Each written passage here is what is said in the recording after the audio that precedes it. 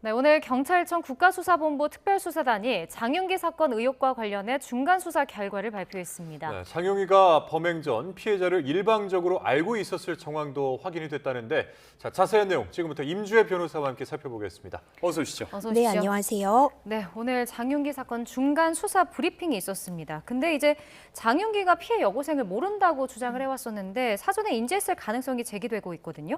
계획 살인이라고 봐야 되는 건지 검찰이 공소장 변경을 검토하면 형량이 어떻게 나오는 겁니까? 굉장히 충격적인 내용 확인됐습니다. 장윤기는요, 범행 초반부터 무발적인 살인이었다라는 점을 주장했습니다. 그리고 취재진의 질문에 직접 답을 한 내용이 있는데요. 여고생인 줄 알고 한 건 아니다라는 답변을 하기도 했어요. 네. 근데 이 모든 게 거짓일 수 있다라는 부분이 입증이 된 겁니다. 이 장윤기가 사용하던 당시에는 공기계였던 휴대폰에서 그러니까 범행 이전부터 여고생을 일방적으로 장윤기는 여고생을 알고 있고 피해자는 장윤기를 알지 못하는 채로 일방적으로 알고 있었다는 그런 정황이 확인되었다라는 발표가 있었던 겁니다.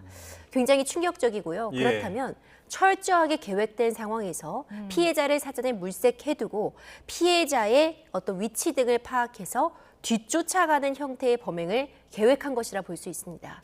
만약 이 부분이 사실로 들어간다면요, 공소장 변경 등을 통해서 우발적으로 그 당시에 범행 시점과 인접해서 피해자를 발견한 것이 아니라 피해자를 정해놓고 계획적으로 범행을 했다. 이 점을 수사 과정에서도 재판 과정에서도 언급할 수밖에 없고요. 예.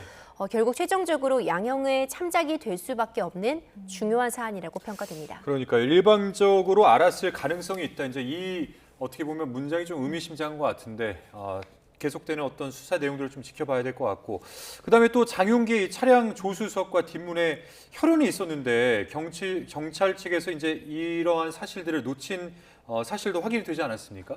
이렇게 되면은 경찰의 이 수사 능력, 의지 자체 이런 부분들에 대해서 좀 의문을 갖게 되는 부분일 것 같은데요. 절대 있어서는 안 되는 일입니다. 혈흔이 발견됐다고 한다면요, 정말 강력한 증거입니다. 그런 차량이라고 한다면 애초에 압수수색을 하고 아버지에게 바로 돌려줬다는 것 자체가 말이 안 되는 일입니다. 그리고 중요한 자료였죠. 이 차량에 이 뒷문이 조수석 쪽으로 열려 있었던 부분도 사실 초동 수사에서는 놓쳤습니다. 네. 이 문이 열려 있었다는 건 피해자를 끌고 가려고 했다는 또 강력한 증거가 되고, 또 차량에서 케이블 타이도 나왔고요. 모든 것이 성범죄 목적의 살인이었다라는 점을 뒷받침하는 그 조각들, 퍼즐들인데 이 퍼즐 자체를 통째로 수사하지 않고 아버지에게 그대로 돌려줬다는 건 도대체 왜 이렇게 수사를 했는지 예. 너무나도 강한 의구심 듭니다. 네. 그리고 초동 수사 당시에 이제 수사팀장의 묵살 지시가 있었던 것으로 지금 확인이 되고 있습니다. 일단 수사 주요 과정마다 어떤 지시가 있었던 걸까요? 일단 잘 알려진 것처럼요, 이 리얼 돌과 관련해서 압수를 하지 않았습니다. 압수를 하지 않은 부분도 결국 놓친 것이고, 케이블 타이 같은 것도 이 차량 안에서 인지를 했는데 굳이 압수하지 않고, 실제로 이 부분이 문제가 되자 당시에 차량 내부를 촬영했던 영상을 삭제하라, 그러니까 수사 기록에서 없애라라는 구체적인 지시까지 했던 것으로 드러납니다. 네. 그리고 장윤기 아버지는 장윤기가 살고 있던 집도 주소를 정확히 몰랐고 비밀번호도 몰랐는데 그것도 장윤기 아버지에게 알려주라라는 이 수사팀장의 지시가 있었다는 거죠. 뿐만 아니라 이것은 성범죄 목적의 동기를 있는 것 같다, 성범죄에 대한 부분을 연결해야 된다라고 하는 수사 보고서도 묵인을 했습니다. 결국 증거 영상도 삭제를 지시했고요. 이 수사 기밀에 해당 부분을 직접 현직 경찰인 아버지에게 전하라는 부분도 지시가 있었고, 이 성범죄 목적의 동기를 충분히 인정할 수 있을 만한 의견들이 제시됐음에도 이를 묵살했다면 이것이야말로 정말 조직적인 증거 인패가 아닌가 생각이 됩니다. 그러니까 수사팀장이 성적으로 몰아가지 말라 이렇게 지시를 했고, 그다음에 케이블 타이도 압수하지 못하게 하면서 영상도 삭제하라 이렇게 지시를 했다라는 건데, 이거 어떻게 봐야 될까? 이럴 수가 있는 겁니까? 그러니까 초기에는요, 이에 대해서 살인이라는 결과에 집중한 나머지 예. 그 동기에 대해서는 연결을 시키지 못했다라고 이야기를 했습니다.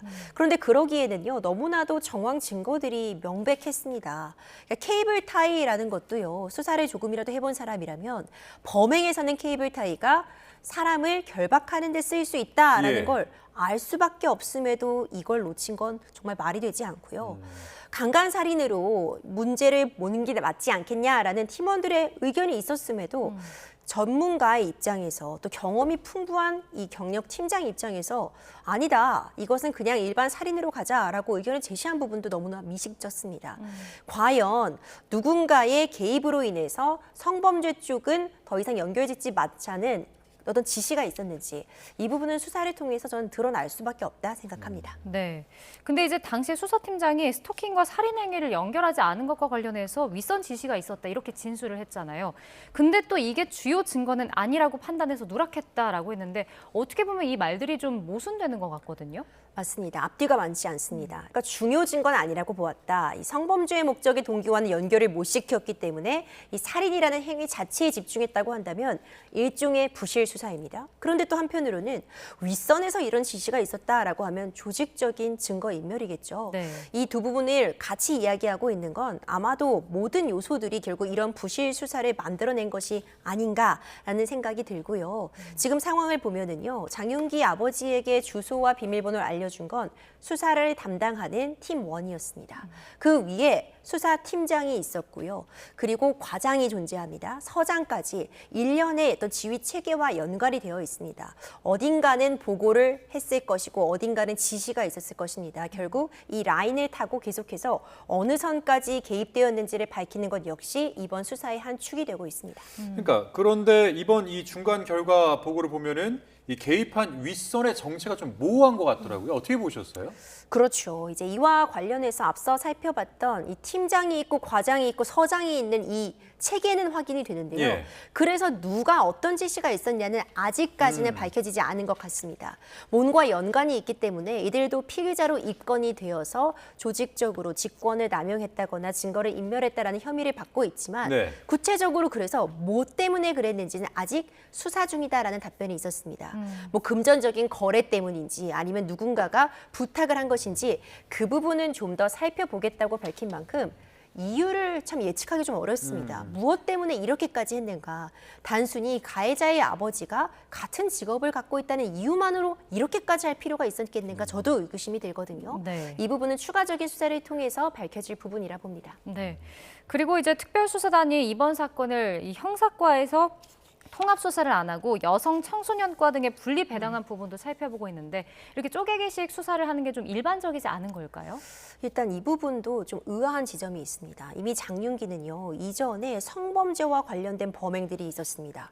불법 촬영이 있었고요. 예. 바로 얼마 전에는 같이 근무하던 외국인 여성을 스토킹하기도 했습니다. 네. 이런 부분들이 어떤 여성에 대한 비정상적인 집착을 보여주는 어떤 비뚤어진 성관념을 보여주는 이번 수사에 있어서도 굉장히 중요한 사전 판단 자료임에도 보여지는데요. 당연히 이런 부분을 염두에서 같이 수사했어야 되는 게 맞지 않나 저도 생각을 합니다.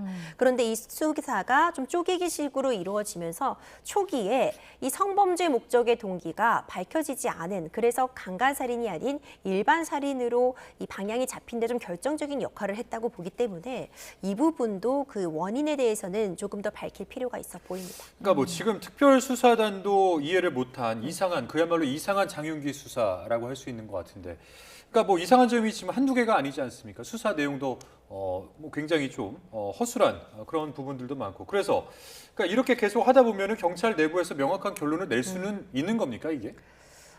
결국 지금 이제 많은 부분이 밝혀졌죠. 부실 수사가 있었다. 그리고 조직적으로 증거 인멸이 있었다. 중요한 증거를 놓쳤다. 피해자보다 오히려 가해자 편에 있었던 것 아니냐라는 비판 피하기 어려운데요.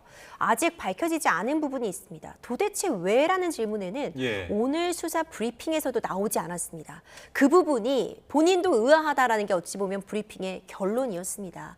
그런 부분들을 보자면요. 결국 수사를 진행하고 압수수색이라던가 이후의 과정에서 보면 누가 지시를 했는가, 이 부분은 결국은 전 밝혀지지 않을까 생각이 되고요.